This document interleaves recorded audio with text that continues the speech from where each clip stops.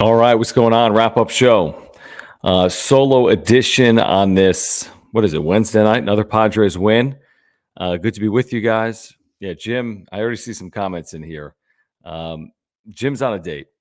Jim's on a date here tonight. So you got me on this Wednesday evening.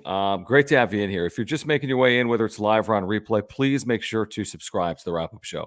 Whether you're on YouTube, you can subscribe. If you are on Twitch, you can hit that follow button. We're on YouTube, we're on Twitch. So please subscribe if you're here for a very first time. Please make sure to hit the notification bell. You're notified when we go live. Please make sure to smash the like button, by the way. Please follow us on Twitter at John Schaefer, at Jim Russell SD, at John and Jim. And also, as you make your way in here tonight, please also let us know where you are watching from. I want to do some shout-outs here before we get going.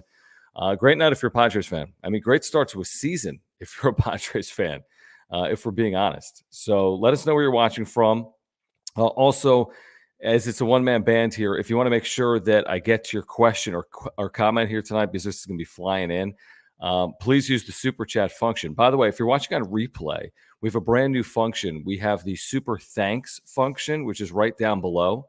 You see the little thanks button. So if you want to support this channel, you can hit that thanks button. You'll get your comment down below if you're watching this on replay. If you're watching live, please consider the Super Chat function if you support this channel. So let's get started here. Again, Padres win it. They do so 8-5. I think there's a lot to like in this, tons to like. But as you make your way in, let us know where you're watching from. I'll get to the shout-outs. MacKenzie Gore, really good, obviously. Eric Hosmer, Jurickson Profar, Manny Machado. I mean, this triumvirate, they're completely carrying the offense right now. 3 players with like 1,000 OPS on average. And then, bullpen, we'll get into Dinelson Lamet. I want to get into Dinelson Lamet tonight as well. But I thought MacKenzie Gore was really good. I thought the offense, again, has been – I tweeted about it today. Like this offense, which has been vilified, has been better than league average. And maybe that's because they've played the Reds 5 times and they've beaten up on the Reds. But hard to be critical of beating up on the Reds. That's a good thing, right? To beat up on the Reds. I mean, take advantage of the teams on your schedule. And that's what the Padres have done. So, again, thank you guys for hanging out with us on this Wednesday evening. Michael, just got John tonight, but happy Wednesday to you as well. Thank you for your support of the channel. I'm with you, Bobo. Listen, it's kind of a new relationship. It's just a couple months in. I'm with you. Daniel saying, yeah, date night again. Yeah, it's kind of the routine, isn't it? Very cool here, Jeremiah. Enjoy the game tomorrow. The morning start, at least Pacific time, but 12:35 start in Cincinnati. Very cool, Jeremiah. Enjoy the game tomorrow. Hopefully the Padres can make it 6 for 6 against the Reds in the regular season, which is just ridiculous. Yes, Rick, 100%. That's already accurate. Yes. Come on, man. Priorities, right? Priorities. The answer to this, Michael, is yes. She does. Let us know where you're watching from. Then we'll tell you about our title sponsor, Mark Nimitz, here tonight. See Spencer's hanging out with us in the Bay Area. Michael's in Utah. Thank you guys for your support. We got David in Jersey. So first three different states already. Alex, I don't know if I can show that comment on the screen right now. Blairmont, what's going on? Yes, Kevin, I know. Late night, right? Midnight in Virginia. Where you've told us this before, Kevin. Where in Virginia are you? If you don't mind sharing in the chat. I spent 5 years in Lynchburg, right in the smack dab middle of the state, working for the Lynchburg Hillcats, at the time a Pirates affiliate. This is an interesting point. We'll get to it, Bobo. We'll get to this on Lamet. No question about it. We'll get to that. We've got another state checking in. Big Island Bum from Hilo, Hawaii. Thanks for hanging out. Eddie, yes. Agree. Our buddy by Bitcoin Daily, loyal viewer. Driving around Phoenix. Thanks for hanging out with us. Nice hashtags tonight as well. Got Chad right here in SD. Got Jay Hill and San Marcos. We got Phil in the OB. We got Chula Vista showing up. Chris, thanks for hanging out. Peter in New Orleans. Tom, I agree with you. Thanks for hanging out from RB. we all do, Derek. We all do. Joseph's in National City. Chris is a big Padres fan. This is funny. This is something Jim tweeted just the other day. What is Lamet? Quan, thanks for hanging out with us from Claremont. Let's get to a few more shout outs here. Then I'll tell you about Mark Nimitz at Farmers Insurance, our title sponsor. If you're just making your way into the chat, let us know where you're watching from here tonight. Again, if you're watching live, make sure to subscribe. Year-round Padres content. We're here for you, right? Year-round Padres content. Please subscribe, hit the notification bell, smash the like button. Again, please consider the super chat function if you want us to get to your comment here tonight. If you're watching on replay, please use the super thanks function. Let's see here. We got Bobo's in Coachella. Interesting. All right, awesome. Palm Springs area. Juan in City Heights. Very cool. Thanks for hanging out. Our buddy from Boise. Got Jim in Palm Desert hanging out. Pony Correa, what's going on? The most southwesterly city in America. I saw that. IB. Yeah, I was down there a couple of weeks ago. I saw that. Anthony says help. He's in LA. Alex, what's up, bud? In Otay Ranch. Got Blaine hanging out in Texas. We got Hot Lava hanging out in Mount Hood, Oregon. Victor in Minnesota. How many states have we covered so far, guys, tonight? 15? Burial Logan, Seabad, Bakersfield, Brian in Denver, another state off the list. We might have like half the union with us. Kevin's in Southwest Virginia. I'm not great with my geography. I don't know how far that is from Blacksburg, but I don't think it's terribly far, probably, from Blacksburg, Virginia. And maybe Salem, Virginia, where the Salem, I don't know what they're called anymore. Kevin, you tell me. What's the Salem minor league baseball team? They used to be the Avalanche, then the Red Sox, maybe. Murrieta, Menifee, OG's Carmel Valley, Rich McGuire checking in. Sergio from Tijuana. Alex from Terrence Guest Room checking in. Michael in Mexico. See, this is a good point, Mark. He's cooking dinner for Laura. He's cooking dinner for Laura, the girlfriend. He's soft, right? What's dinner? What's Jim cooking? Wrong answers only. In the chat, we got Nebraska hanging out with us here tonight. Okay, so tons to get to, and let's start with telling you about Mark Nimitz. Then I'll get to the first super chat of the night from Alex. Alex, thank you for the first super chat of the night. I need to tell you about Mark Nimitz, who is in the chat right now. Always good to have Mark with us, our title sponsor. Let me pull up Mark's website while I have a moment here as well. Mark's been helping me out, and he's been doing it actually this week because I've been having some issues with plumbing here at the place. And Mark Nimitz has homeowners insurance that I have through him at Farmers. He's got earthquake insurance that I have through him at Farmers. He's got auto home renters. I mean, whatever you need, Mark can help. And if you're in San Diego, you got to call Mark. You got to check out his website. You can get a quote in minutes. You got all of his information here, phone, email, office hours. So if you have any insurance needs, he's going to save you money. I promise you that. He's saving me money. He's saving our family money. But his service is just unbelievable. Like I said, I had an issue here. We had a plumber come over. I'm getting a call from Mark before I even know before I even knew there was an issue. So that's customer service. I mean, that's unbelievable service. He can save you $750. That's a lot of money. I mean, he could save you $50, $60, $70 a month. So if you're in San Diego, lifelong Padres fan, lifelong San Diegan, if you have any insurance needs, if you just want to talk baseball with Mark, he'll talk baseball with you. He'll talk to you about your insurance needs. So please consider Mark Nimitz at Farmers Insurance for any of your needs here in 2022. And thank you, Mark, for hanging out with us tonight as always, as the Padres pick up the 8-5 win. Let's start with the first super chat. Then there's so much to get into about this game. So let's do it. So, Alex, thank you for the super chat. We appreciate it. We thank you for the super chats and the super thanks. Worried about relievers who aren't A-squad guys. Yeah, I feel as if that's natural with most teams. You know, most teams, barring maybe the best teams, and I think very few teams this early in a season have a complete bullpen full of A-squad guys. You know, and I think actually the Padres are pretty deep in the back of their bullpen. When you look at a Taylor Rogers and you look at a Luis Garcia, Robert Suarez has had some moments. I think he's been on the whole good. Obviously, Steven Wilson on the whole has been really good. Did allow a home run in this game to Tommy Pham, I believe. You know, so that core, and then you got the Pierce Johnsons, Drew Pomerantzes. Now they're hurt, but I think ultimately, as you get into the season, there's a scenario where you can rely on one, if not both. That's a whole nother discussion about Drew Pomeranz.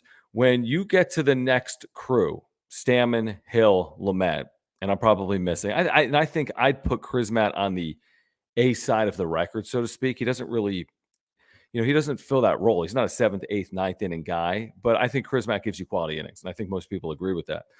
when it comes to, I think first and foremost tonight, for me, it's Dinelson Lamet. I don't think there are easy answers with Dinelson Lamet, if I'm being honest. And what do I mean by that? I don't really know what options they have. From where he was in 2020 as a Cy Young caliber starting pitcher to where he is today is complete night and day.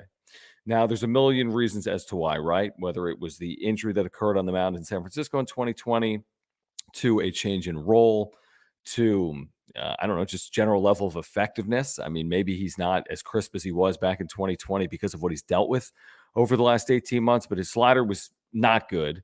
His slider hasn't been good. And that fastball slider combination that at one point was like as good as anyone in baseball or right there, top 3 in baseball, fastball slider combination isn't there. And I mean, tonight, you win the game, so there's a lot to like. And we're starting with some criticism here of Dinelson Lamet, but I mean, you got to be able to get through that inning. You cannot start a 9th inning with an 8-3 lead and not get through that. And you got to go to Taylor Rogers with the tying run at the plate to get the final out. That was 1 pitch, 1 out. But I mean, obviously it's not good enough. And he's got no role. I mean, he's not mopping up for you, as evidenced by today. Sure, you can pitch when you're getting blown out, but anyone can pitch when you're getting blown out. And the way this team's playing, they're not getting blown out. So it's not a good situation. Now, rosters aren't shrinking yet. When they do, is he susceptible to a roster crunch? Yeah, absolutely he is. I mean, absolutely, I would think he is. I mean, does anyone disagree with that? That Dinelson Lamet wouldn't be on a potential chopping block? I just don't know what you're waiting for with Dinelson Lamet. Like, if you think he's going to turn into an A-team reliever that's consistent and dependable and could be used on back-to-back days or even 2 out of every 3 days, I hope I'm wrong. I don't see that. I don't see it happening. I don't see him being consistent, reliable, dependable, healthy, showing off that fastball slider combination he showed 2 years ago. I hope I'm wrong. It hasn't been good. It hasn't been good. I mean, I see this from MC. I mean, you could say that with any pitcher. Honestly, you could. You could say that with any pitcher that's not having the same level of success. I think this is more back to the injury he sustained in 2020. And I'm no injury expert. I don't know the full extent of what happened. I don't know how it's impacted him either. I think it's more just general health than it is anything to do with that. That's my personal opinion. But I mean, this is an interesting point. I mean, this is really an interesting point that's been brought up by Alex in the super chat about Dinelson Lamet and Craig Stammen and Tim Hill. So when you don't get depth out of your rotation, when you're not getting guys going 5+ innings, do you have a realistic shot to win the baseball game? Now, here's the good news. They've played 19 games, and how many of those games have their starters worked 5 innings? I don't have the answer. I don't have it in front of me, but 17? It's something ridiculous. 16? So the starting pitching has been ridiculous. And if anything, the starting pitching, you could argue, is only going to get better as they get healthier with Mike Clevinger and Blake Snell. And now, is there a roster decision? Is there a crunch coming in the rotation? One thing I'm not doing is I'm not moving MacKenzie Gore out of this rotation. Sorry, can't do it. And, I would have told you 2 weeks ago, listen, MacKenzie Gore, maybe it's a spot start if you have a healthy Blake Snell and Mike Clevinger, because you're paying those guys a lot of money. But now Gore has done this time and time again. I mean, 3 consecutive starts to begin his big league career. He's got a sub-2 ERA, and he strikes out 10 batters in 5 innings, and he's going to be the first one squeezed. I just can't do that. I just cannot do that. Let's get back to these supers. Again, if you want to make sure we get your comment, I see the comments rolling in on this Wednesday night. Padres over the Reds for their 5th consecutive win over Cincinnati as San Diego gets to 12-7, a season-high 5 games over 500. Let's go back to the super chat from Alex. All right, so Alex says they're trusting on Stammen too much. Chris Matt should have pitched the 6th inning in my mind tonight.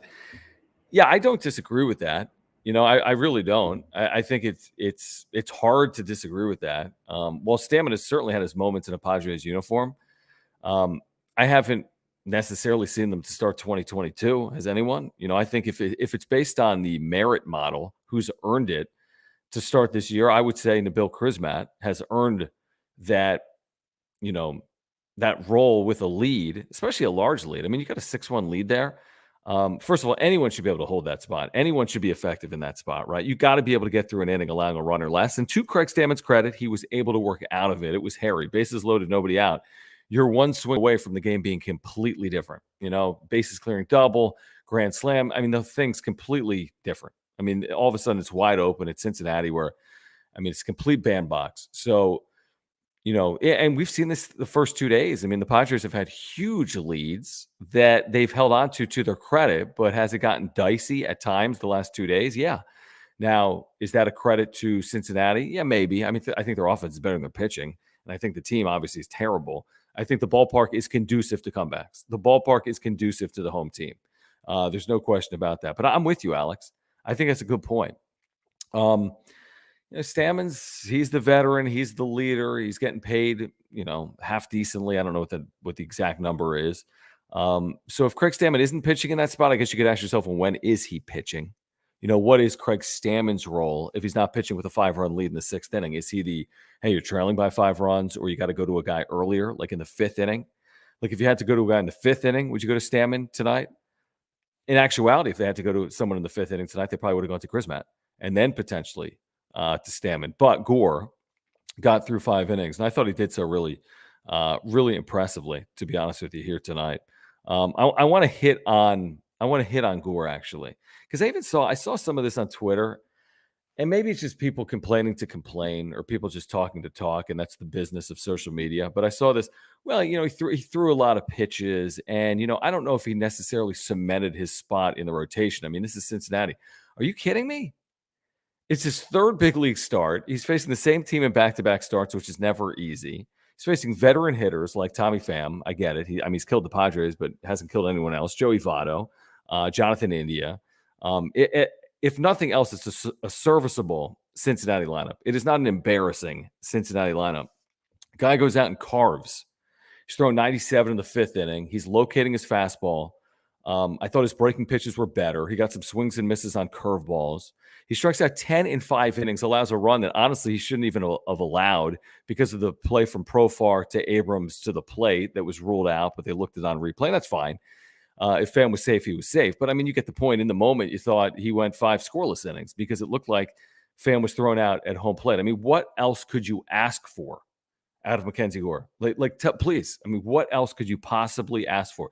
Has there been another pitcher in Padres history that's had a more effective first 3 starts to their big league career? And if there is, there's not more than 1 or 2 or 3. I mean, you can't really pitch better than he has. I mean, I get it. He's not going 9 innings. He hasn't had perfect command. His secondary stuff hasn't been perfect. He's walked maybe a few more than you'd like, but considering where this guy was to where he is right now, and, I don't care how many pitches he threw. Good for the Padres for allowing him to throw 100 pitches. He threw a lot of pitches to get through 5 innings. No, he didn't. You throw a lot of pitches when you strike guys out. When you're a strikeout pitcher, you throw a lot of pitches. Why? You have to throw more pitches to strike someone out. I mean, every single sequence is at least 3 pitches when you're a strikeout pitcher. He's not pitching to contact. He's pitching to swings and misses. So I thought he was great. I mean, to get through 5 innings, I thought he was really, really good in this game. I mean, the 10 strikeouts, obviously. Then I saw some quotes post-game saying, he wants what's best for the team and he just wants to win, and it's not going to be his decision about who stays and who goes. Is this even a topic of conversation? Should MacKenzie Gore stay or go? Like how AJ Preller a year ago, and Jim has hit on this, AJ Preller a year ago said that when MacKenzie Gore is up, we want him to stick. Like when we bring him up, we want to give him a really good chance to stick, especially if he pitches effectively. If nothing else, if you bring back Mike Clevinger, who just pitched today in AAA and pitched effectively, although not perfectly, and had a weird play in the field as well, where he tumbled over awkwardly, but appears to be all right. He stayed in the game or remained in the game. If anything, go to a 6-man rotation. I mean, you still have the expanded rosters. If anything, go to a 6-man rotation, at least in the short term, and then let this thing figure itself out.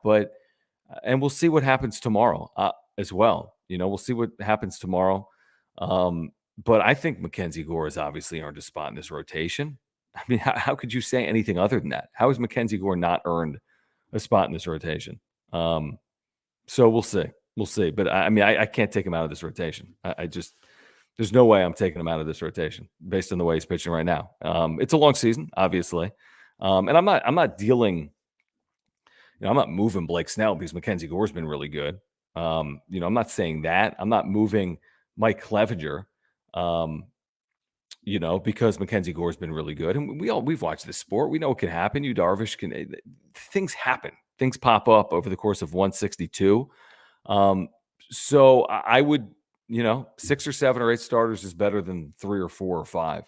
So that's how I kind of look at it. And we'll see about Nick Martinez tomorrow. I don't think he's been.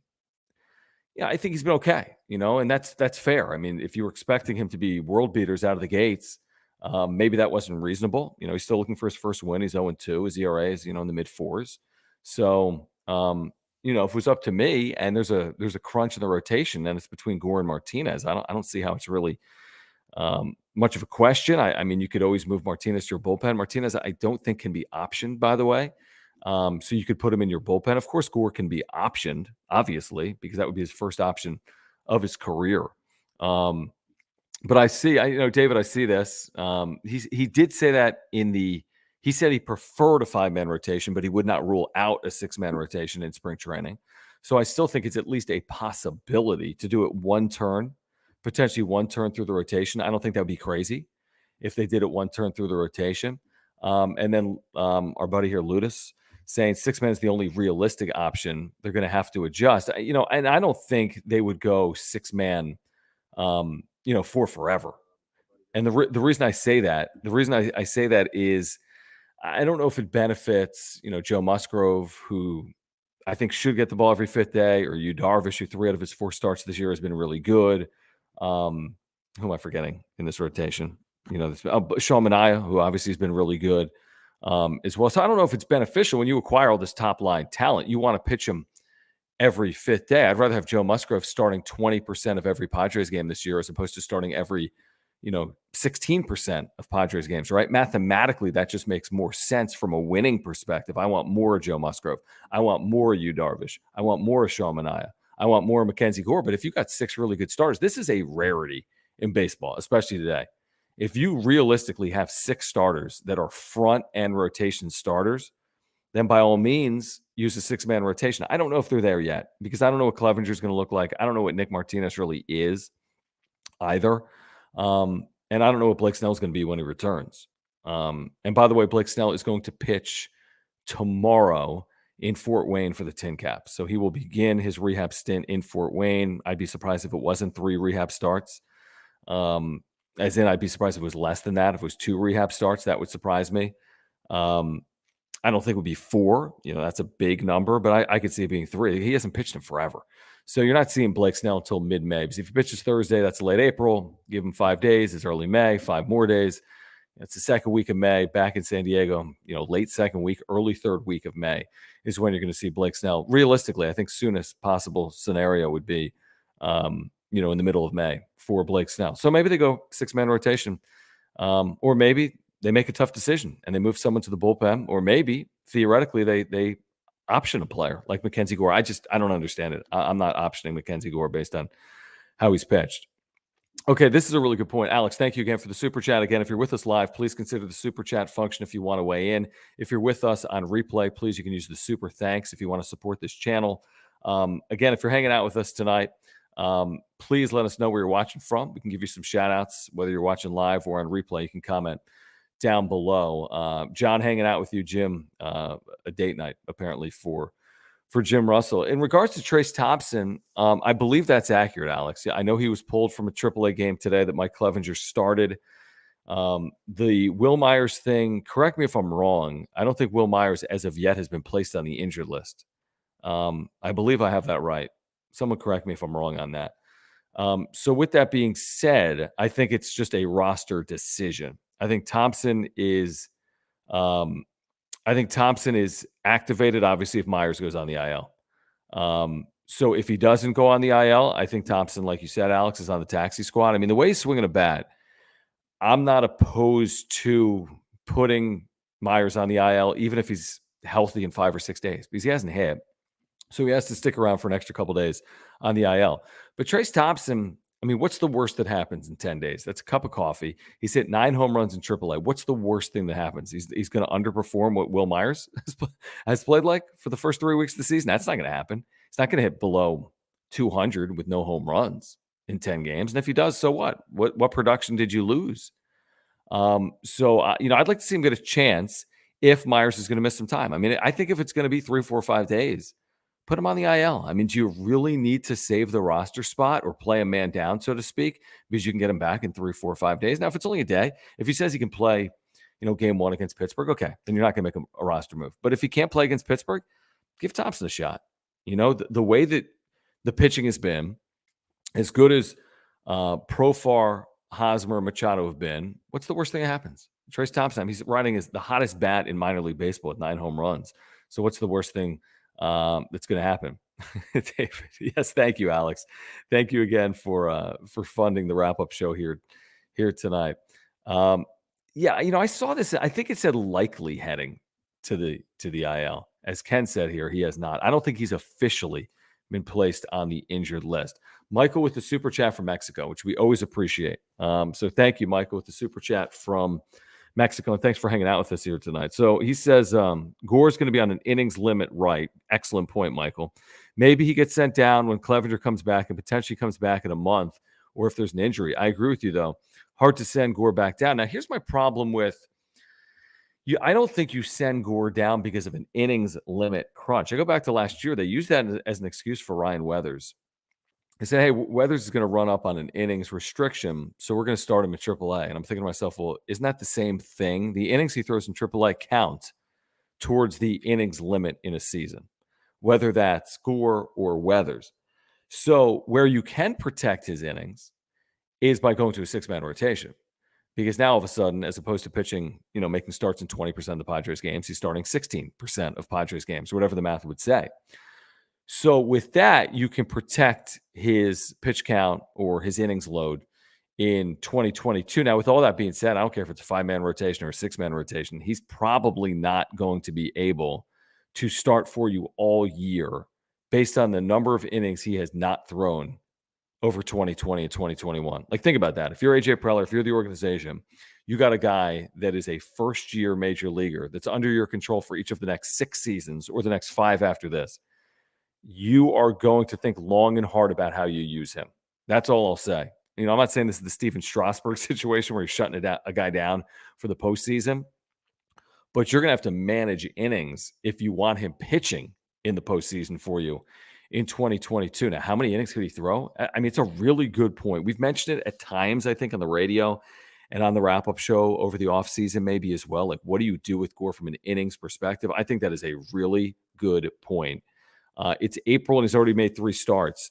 I mean, if he's effective all year and he's, he could throw a lot of innings. I mean, starters can, even not a lot of innings is, what happens if he gets up to 125 innings, which is not a lot of innings for a starter, but he hasn't pitched since 2019.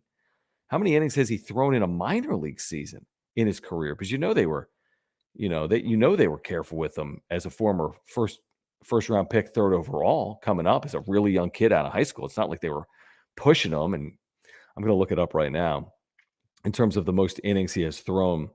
Let's see, in a season, even in the minor leagues. So, no, for perspective, let's see here.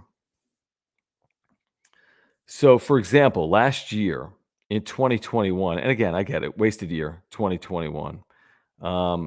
Let's see, his total in 2021, I'm looking at innings, was nothing. I mean, I don't have a total in front. Let's see, 4 teams, 50 innings. He threw 50 innings last year. Of course, 2020 was a wash. In 2019, he threw 101 innings.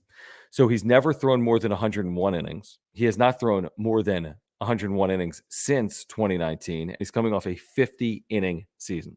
It would be very rare, in my experiences working in the minor leagues for 15 years and just knowing professional baseball, to go from a 50-inning season to a 150-inning season.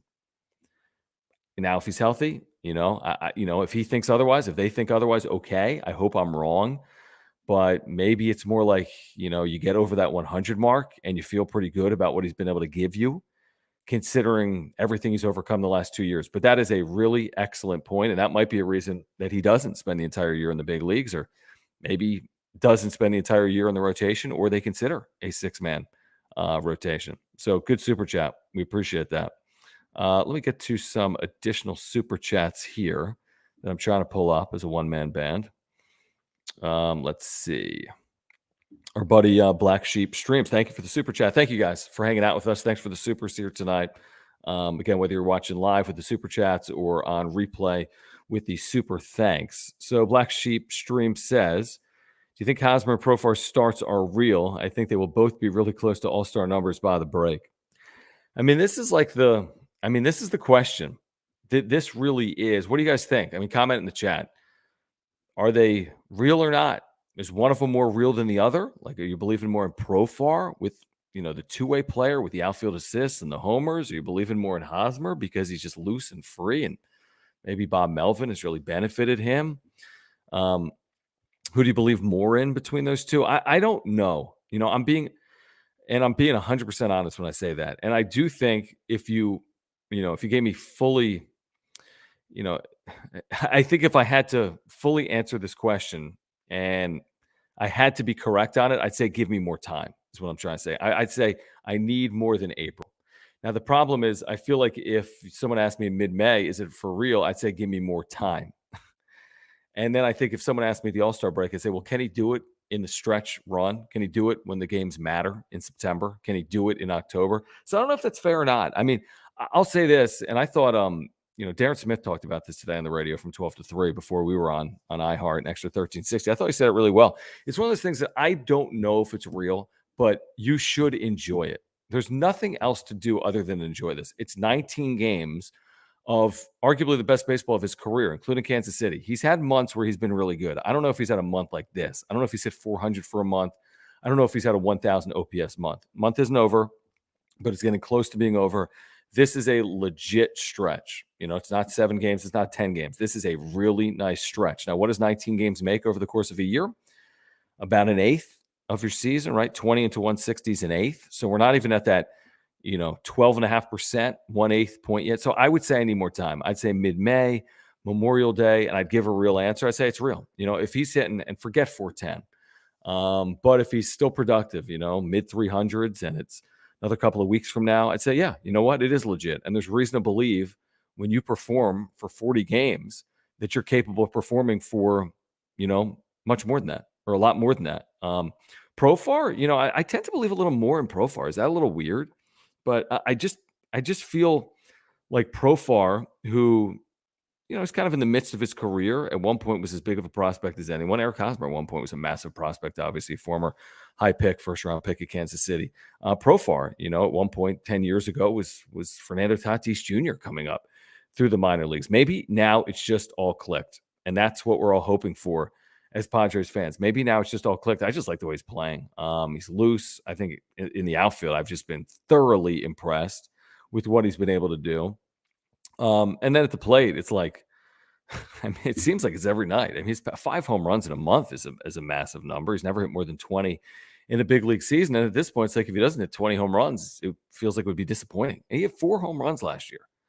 So, I mean, I don't know what was the fluke. Was it the 4 home run season or the 5 home run month? But I love what I've seen.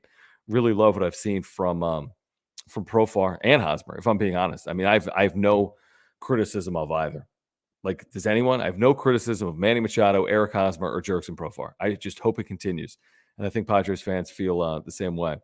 Miguel, thank you for I don't know if this is super sticker or not. If it is, thank you for the super sticker. Either way, thank you for your support of the channel. Really, really do appreciate that.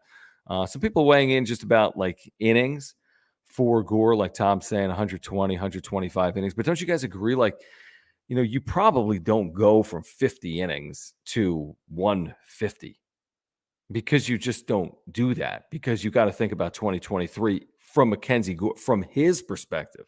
Like, I'm all for winning right now. If you've listened to me on the radio or on the wrap-up show, I'm all about winning it now. I'm not punting anything down the road.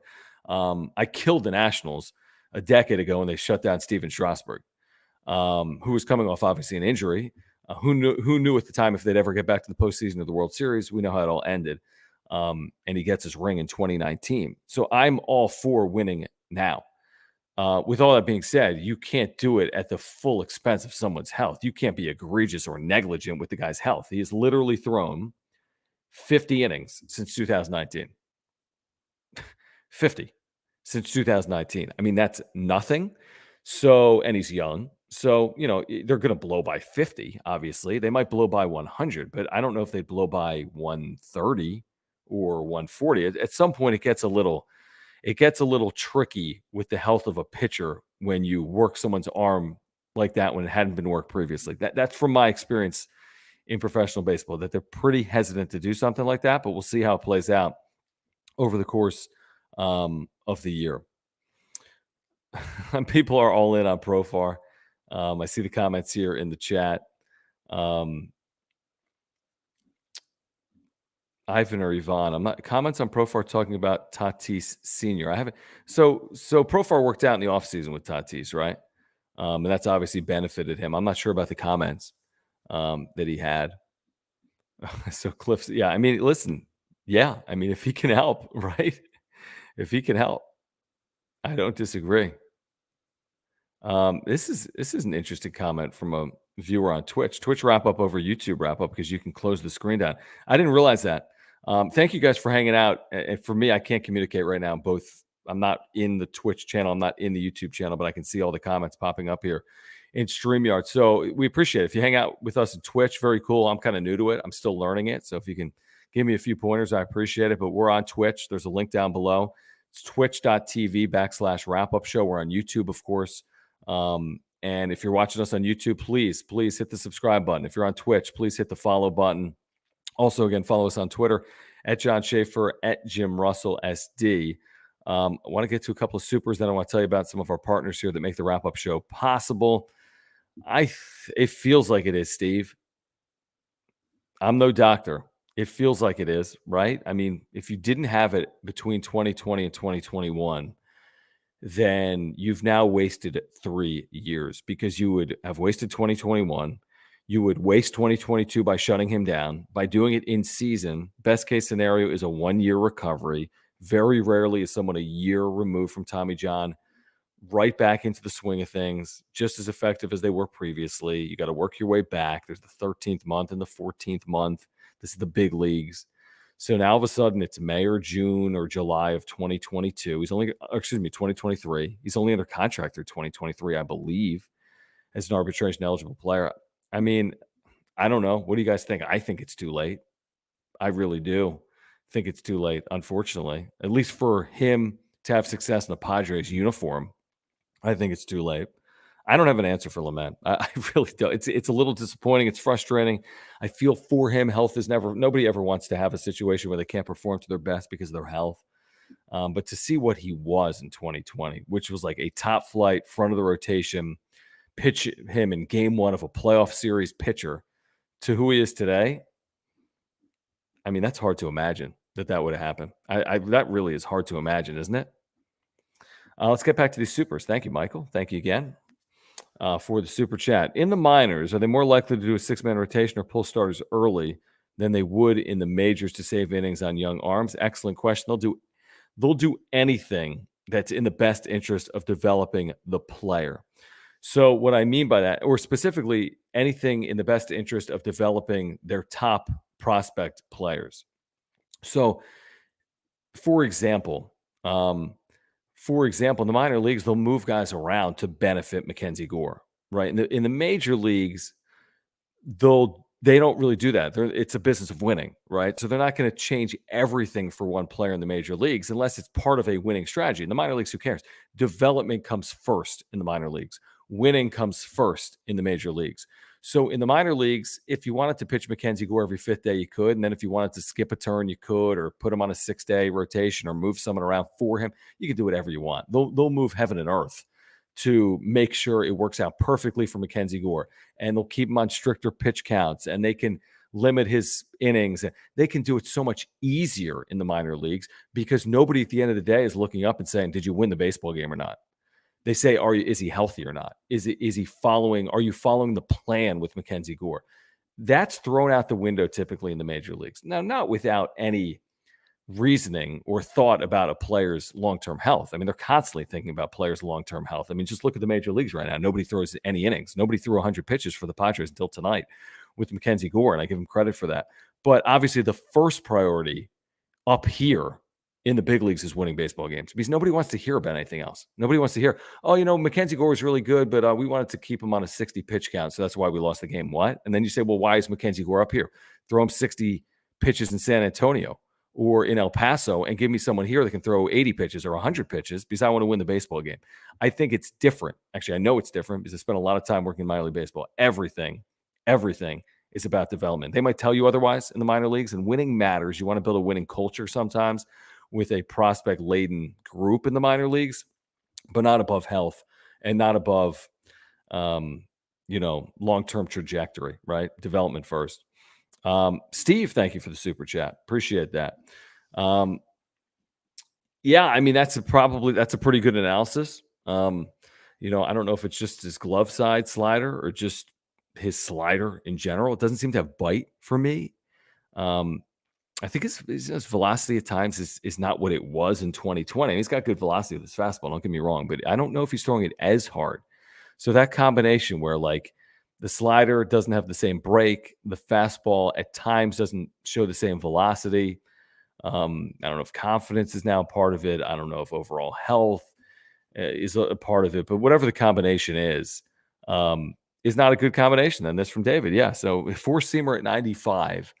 I thought his four-seamer was 98, 99 at one point in his career. Am I wrong about that? I thought Dinelson Lamet was as hard of a thrower as you were really going to find. I mean, not 102, but he definitely threw, like you said, David, 96, 97. He's touched 96, 97 probably since 2020 as well. I just don't know if he's doing it as consistently as he was in 2020 when he was a starter. Let me get to another super here, and this is from Michael. Michael, thank you. Longtime supporter of this channel here on YouTube and Twitch. And Michael, thank you again for the super chats as always. So Michael saying tonight Gore was wild but effective. Was he that wild?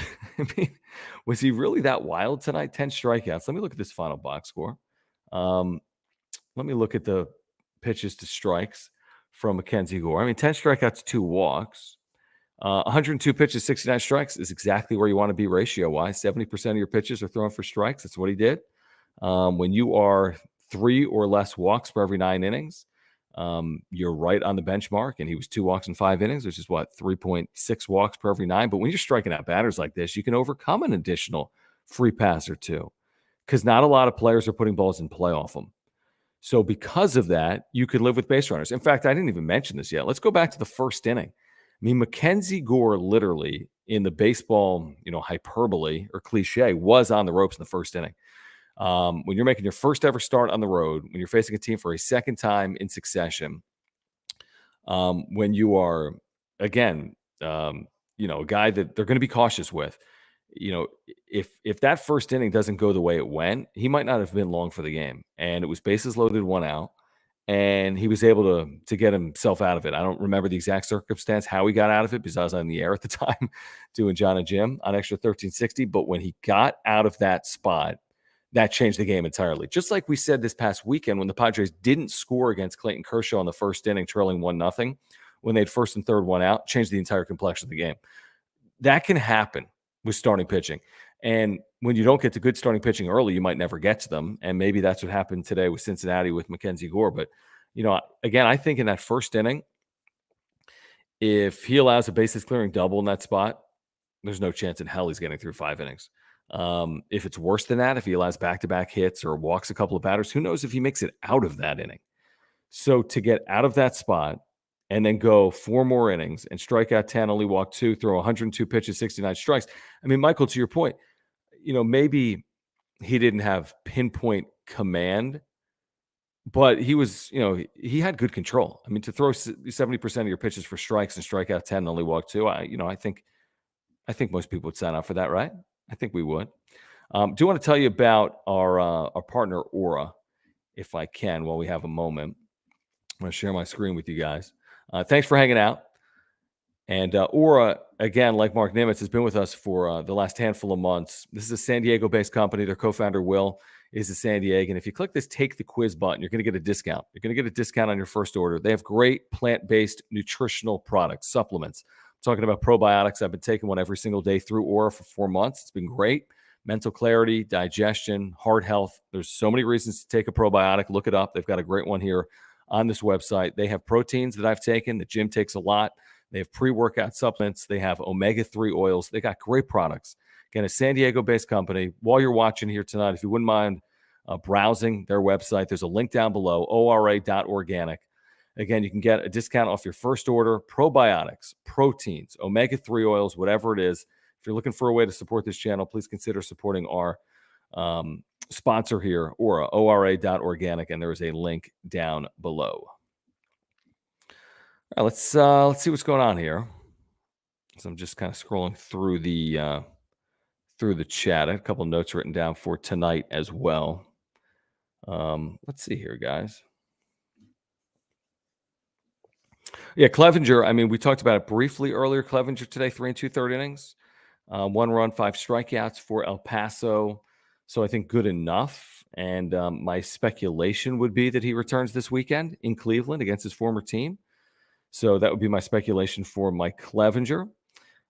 In regards to Hosmer Profar, what else can you say? Is how I would put it. And in regards to Machado, we haven't touched a lot on Machado. Even in the last couple of days, it's almost like he just falls out of bed hitting.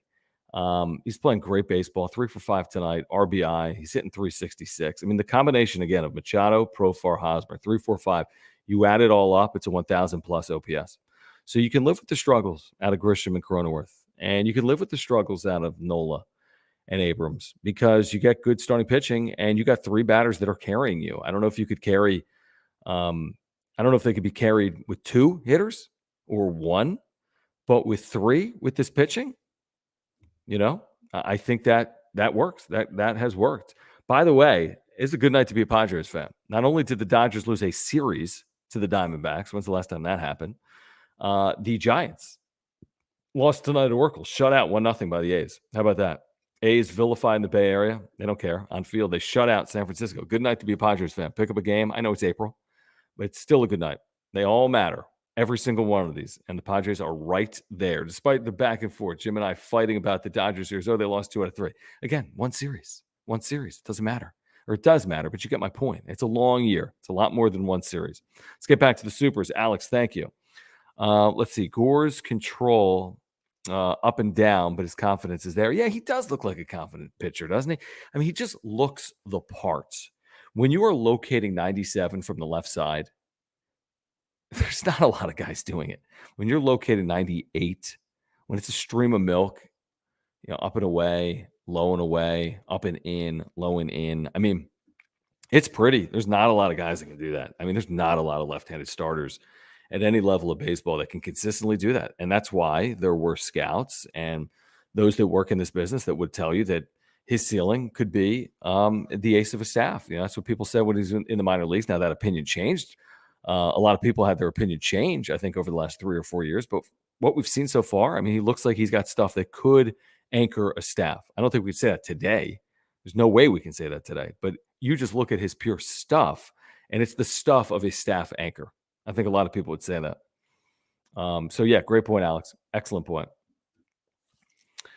What do you guys think? Comment. Does anyone trust Martinez tomorrow? A little bit of an interesting spot. I agree with Michael there. I mean, the Padres have so utterly dominated the Reds. I mean, right? I mean, every single game scoring 6+ runs. Have they scored 6+ runs in 4 of the 5 games, I think, against the Reds? 5 consecutive wins. Getaway day, 12:35 game in Cincinnati. I don't even know what I mean when I say tricky spot. I mean, win or lose, the Padres have had a great year against the Reds, either 6-0 or 5-1. And win or lose, they're still off to a good start on the road trip that then goes to Pittsburgh and Cleveland. Like you always say, and like you've heard me say a million times, you always want to get greedy once you've won these games, and you want to take advantage of bad teams. And the Padres have done that this year. Teams under 500, they are now, what are they? 8-1 against the Reds and the Diamondbacks. I think the Braves right now are under 500 as well. So 10-3 overall against teams under 500. That's a recipe to get to the postseason. It's how the Giants won 107 games last year, 30, 40 games over 500 against bad teams. That's how the Dodgers got to the postseason last year, 30, 40 games over 500 against sub-500 teams. Then there were the Padres, and they were 40-39 against sub-500 teams. Not good enough. It's just not good enough. It's not good enough to compete in this division. And in all likelihood, it's not good enough to make the postseason even with the expanded playoff. 40-39 this year against sub-500 teams, you are going to sweat that out until the last week of September to see if you're in or out. But luckily, the way they've played, they're beating up on bad teams, which is something we've asked for repeatedly this offseason. Beat teams you should beat. And I give the rotation the most credit for that. I give the rotation the most credit for that because the rotation has been so good. All right, let's get back to some of these supers. Jado, thank you for hanging out with us. Thank you. Go Padres. Stay with Gore and maybe move another starter. I do believe in Martinez. And I do too, by the way. I mean, I don't think there's anything to say based on just a couple of starts that he's not capable of being in this rotation either in 2022 or beyond. But if you prioritize your rotation, where would you put Martinez? If you had Manaea, Musgrove, Darvish, Gore, Clevinger, Snell, Martinez, is he among the top 5 in that group? It would be hard to say he is, unless he proves he's one of the top 5 pitchers in that group. Now, could you argue Martinez, Clevinger, Snell all have something to prove? Yeah. There's a difference, though. Martinez is making 5.6 this year. Clevinger's making $12 million. Essentially, they gave him $12 million for 2 years, but he's only pitching one of the years, so they're invested in him. And then Snell's making, I don't have it in front of me, guys, but what is it, 14, 15, something like that? Something like that. So when you think about it from an investment perspective, it's a business. It's an investment thing. I mean, it's a business. It's not just a business, no. I mean, Snell's stuff, Clevinger's stuff, when on, you would say would have a higher ceiling, in my opinion, based on what I've seen, than Nick Martinez. So these are all good problems. There's no issue with having 7 starters. Like, legitimately, there are 0 issues with having 7 starters. You know when there's an issue? When you have 3 starters. When you're pitching Vince Velasquez and Jake Arrieta. That's when you have a really big issue. All right, you guys have been great tonight, by the way. Thank you for the supers. Thanks for all the comments. Again, a little bit of a different show without Jim, obviously. I mean, we're just crunching this out. We're just hitting on the Padres. If there's anything else you want to discuss, I mean, you can put that in the super. You can put it in the comments. We can hit on some other things as well. But again, we're hitting on a lot of Padres content. I think that's why people are here, whether you're watching live or on replay. So thanks for hanging out here tonight. Again, if you're a Padres fan, we're here for you. Please subscribe. That's all we really ask. If you're a Padres fan, please subscribe. Really a labor of love. If you've watched this show, if you've listened to us, I mean, we're doing this for Padres fans. Michael, thank you again for the super. Opinion on Abrams. Is him being in the majors hurting his development considering he's struggling? I think it's an excellent question. I think it's a excellent question. So I'm just pulling up the totality of Abrams, 38 at-bats. He's done obviously nothing. He's hit 132. He's had a home run. He's had a stolen base. His OPS of 470. You know, it doesn't get much lower than that. Obviously, but again, we're talking about a couple of things here. One of which is a small sample size, which you should never overreact to. And that's why I said what I said about Eric Hosmer and Jurickson Profar earlier. If they had a track record where they were MVP caliber for the last 3 years, I'd say, yeah, Hosmer and Profar, of course, are real, just like Machado and Tatis are real. I wouldn't blink. I wouldn't bat an eyelash at that if Machado was hitting 410. And by the way, he basically is. But I'd say, yeah, he could have a career year. He could win MVP this year, Manny Machado, and I feel that way. With that being said, most other players, be careful. Be careful not to overreact. 38 at-bats from June 15th to July 1st can be masked. But when it's to start your year, it's all anyone sees. It's magnified. So people look up, they say you're hitting 132. If you hit 250 the first 2 months of the year and then hit 132 over a 19-game stretch and it brought him down to 205, we wouldn't say, oh my gosh, it's the worst stretch of baseball history. Say, you know what? Abrams is really struggling. He's down to 205. He needs to turn it around.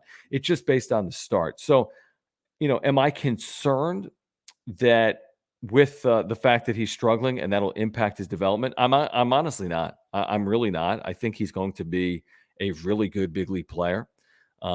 I think he's going to be an everyday big league player with, an all-star ceiling, in my opinion. I think he still needs to grow into his body. I think he still needs more seasoning. I still think he needs development in the minor leagues, and the Padres feel that same way. But just because he needs development in the minor leagues doesn't mean he needs to go to the minor leagues tomorrow. Because the Padres, again, think that C.J. Abrams gives them a better chance of succeeding in the big leagues than someone that's currently on the AAA roster.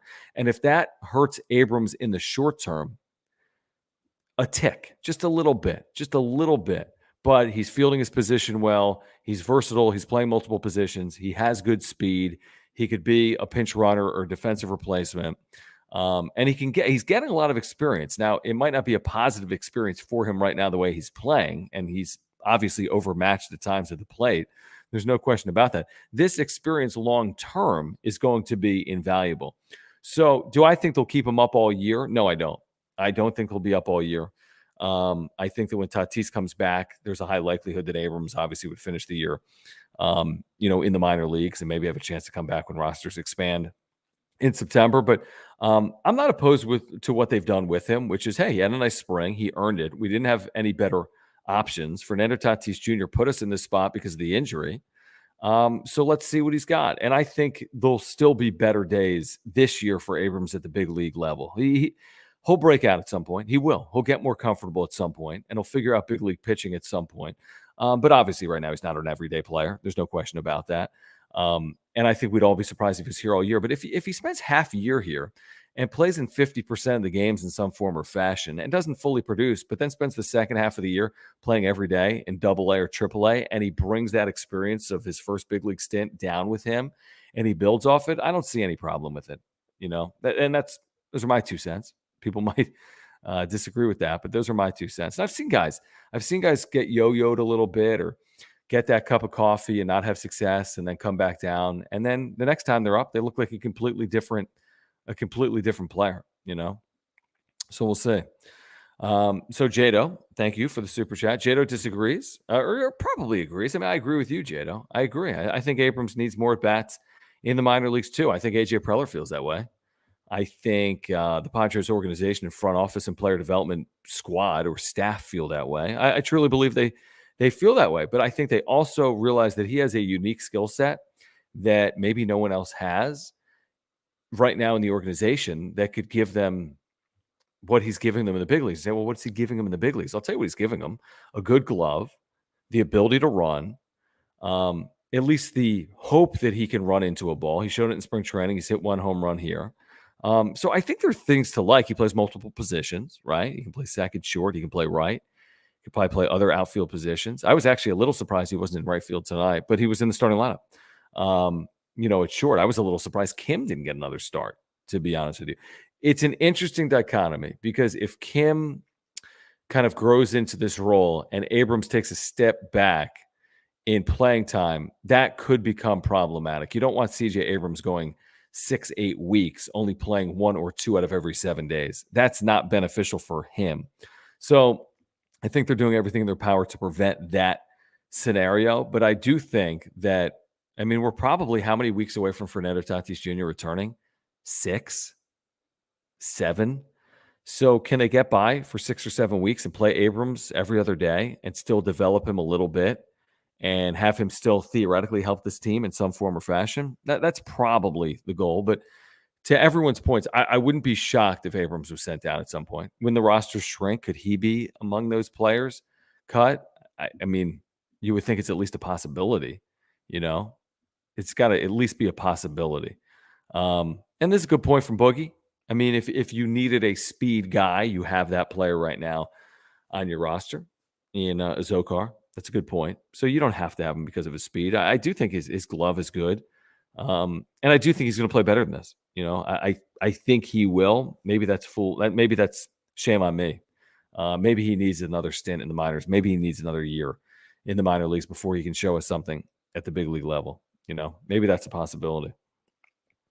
Again, if you are just making your way into the channel here tonight, this is a wrap-up show. We are live on YouTube and on Twitch. Please subscribe. If you're watching on replay, you can use that thanks button down below if you want to support this channel, or you can check out our merch if you want to support this channel. I know some of you guys in the chat right now have picked up some merch. We appreciate that. There's a link down below for the merchandise store, whether it's wrap-up show merch, John and Jim merch, reach around show merch. So if you want a fun way to support this channel, there's a link down below for our merchandise page as well. Good question here. Is the roster crunch a permanent fixture or a lockout year thing? It's a lockout year thing, to the best of my knowledge. The CBA has a 26-man roster, but because of the lockout and the short spring training, they agreed to a 28-man Major League roster that both sides then agreed to extend for another couple of weeks. So the 28-man roster will remain. It was supposed to end in April. It's now supposedly ending in May. I'd be surprised if it extended beyond, mid to late May. I think it will get shrunk back down to 26, which is still more than 25, which is what it was for forever until the last couple of years, until the pandemic. All right, we are past the hour mark. Let's get to a couple more supers here. Alex, you're the man tonight. You're always the man, but thank you. We appreciate it. Tatis comes back. AJ makes a trade for a bat or two, and Profar keeps hitting. You see him playing the Chris Taylor super utility role later in the season. Profar, interesting point. I think if you're making a trade for a bat or two, it's not at the expense of Profar if he's playing anything like this. But we'll see. The season is long for a reason, and there are ebbs and flows, and there are ups and downs. So there's absolutely no guarantee that Jurickson Profar is playing like this in July just because he's playing like this in April. I do believe if the Padres are playing good baseball, that AJ will try to improve this roster because I think he realizes he's in a window of time where if he has a competitive team, he's got to put him in a position to not just get into the postseason, but make noise potentially in the postseason. So if you get Tatis back and you're 5-10 games over 500, not inconceivable. They're 5 games over 500 right now. I mean, going 500 until Tatis gets you to him 5 games over 500. Plus, you look at the schedule, and they're playing teams that are sub 500 for the next 2.5 weeks. That doesn't guarantee they're better than Pittsburgh, but they've been better than Cincinnati. Doesn't guarantee they're better than Miami, but again, they've been better than Cincinnati and Arizona so far. So I think he'll bolster the offense. You know, I think Tatis is a bigger addition than some people say. You've heard us go back and forth on this. It doesn't change everything to get Tatis, but I mean, even if Profar isn't hitting the way Profar is hitting when Tatis comes back, well, then you have Machado and Tatis and Hosmer. Or let's say Hosmer's not hitting like this in 2 months. Well, then maybe you have Machado, Profar, and Tatis. So typically it takes you got to have 3 bats in your lineup that are really producing. With this rotation, I don't know how many more bats you need than that. It doesn't have to be 1 through 9, station to station, everyone hits. I mean, that's ideal, but it's not a necessity. Not with this rotation. Not the way this team is built. They don't have to score 10 runs to beat you. So with all that being said, and listen, I think out of the combination of Grisham, Cronenworth, Nola, Campusano, Abrams, and I'm missing guys, someone will emerge, and hopefully more than one of those players ultimately will emerge. I think Jake Cronenworth will ultimately have a good year. Had a base hit here tonight, had an RBI.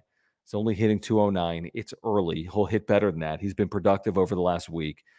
So again, you have a combination of Cronenworth, Machado, Tatis, and Profar Hosmer, half of one or half of the other, then I think you have enough offensively to at least, compete. I don't know if you're competing for the division. Now, if you add to that, Alex, to your point, all of a sudden, I think you have enough on offense because of this pitching. You add to this group when you bring Tatis in and you bring in another bat, I think you got a pretty decent offense. And again, I tweeted this out earlier today. The Padres have an above average offense today. I'm not saying it's a good offense or a great offense, but I think it's much closer to an average to above average offense to a below average or bad offense. That's what I would say today. Is it, is it weighted by Cincinnati when 5 of your 19 games have been against the Reds? Yeah, maybe. So what? Every team has had a weighted schedule early on.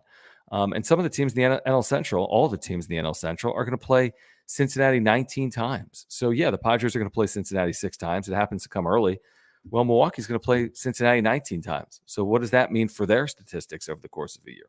Anyway, long way of saying, let's see what Profar is doing in July, because he can play multiple positions. And he's shown he's got a little bit of pop as well. So I like the idea. I really do.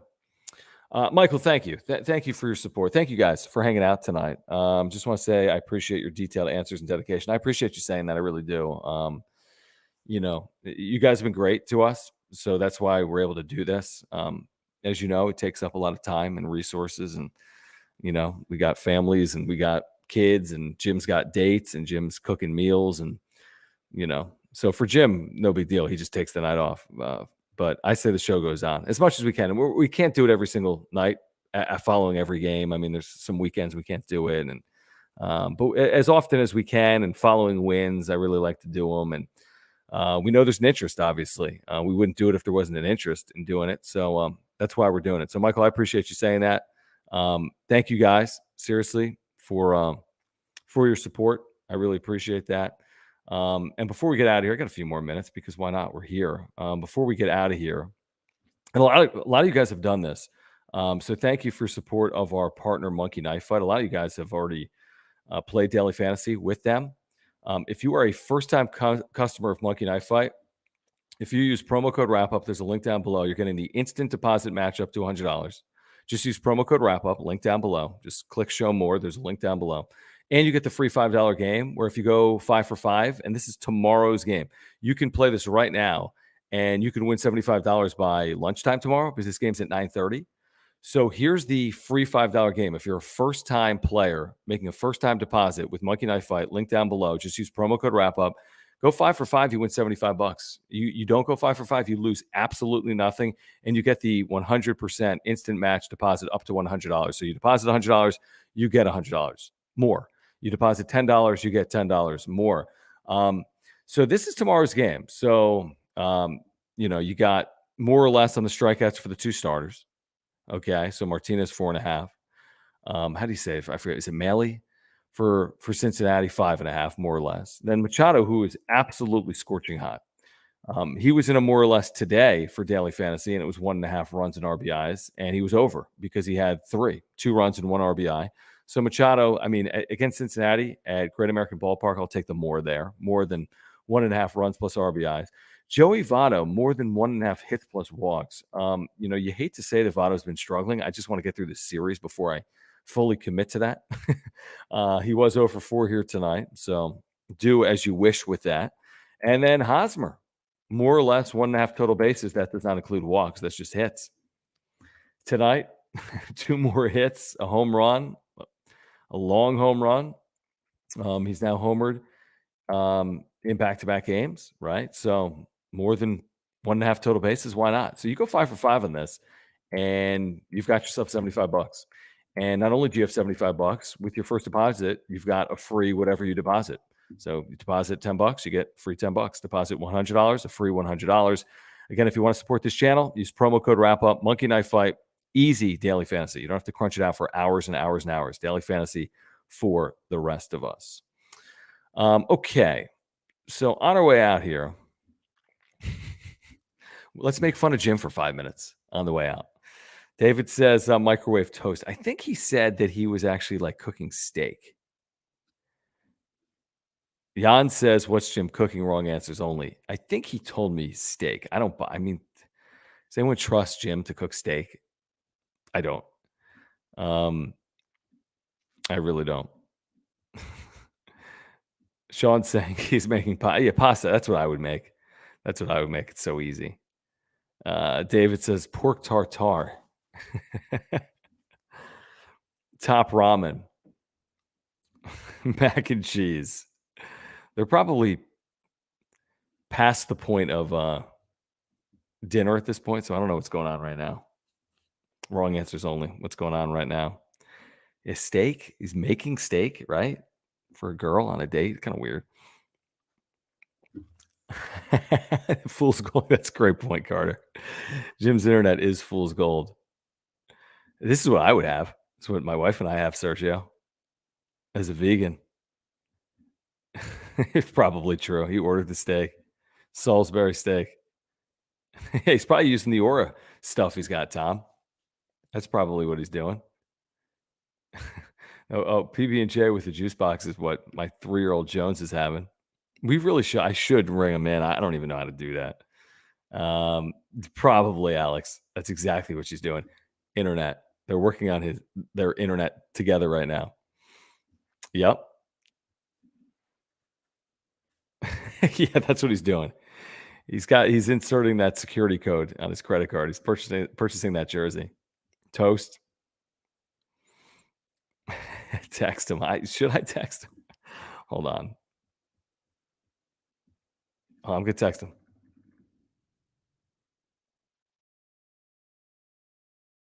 Saying people want you in the chat for 5 minutes. Want to hop on? He's like, bro. Let's see if he gets back. Let's see if he gets back. He could just hop on theoretically, I think, on his phone. I just see Jim burning dinner and beating a smoke alarm to death. Yeah, you know what? He's got a little bit of that in him, doesn't he? Let's see if we'll give him. He's not going to get back to me, and I'm going to say he's soft, like Cliff, like Cliff. Okay, guys.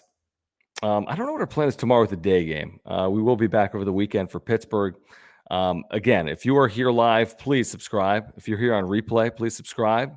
We appreciate all the super chats. For those of you watching on replay, really appreciate the super thanks as well. Our brand new feature here on the wrap up show. Please subscribe.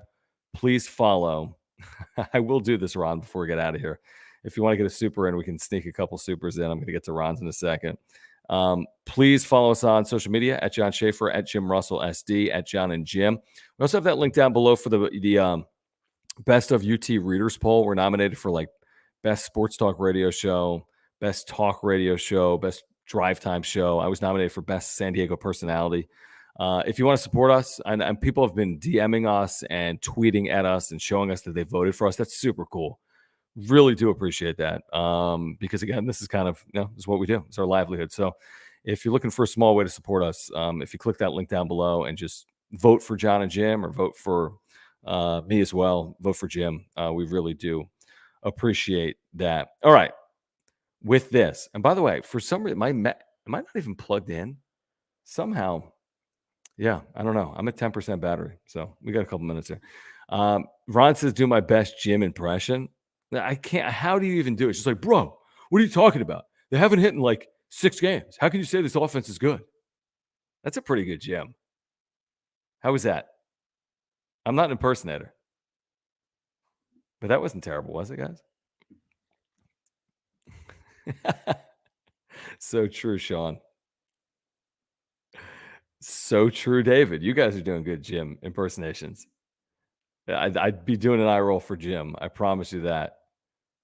Thank you. Thank you. Fun show. Solo shows are different, You just got to roll. Boogie, thanks, man. Thank you. Seriously. Jado, thank you. Yeah, it wasn't terrible, right? Yeah. Like, bro. I mean, you're fine with losing the Dodgers. That's fine. Yeah, sure. Season's over, but yeah, you're cool with it. Yeah. Loser mentality. Loser mentality. Jim. I want to curse at Jim.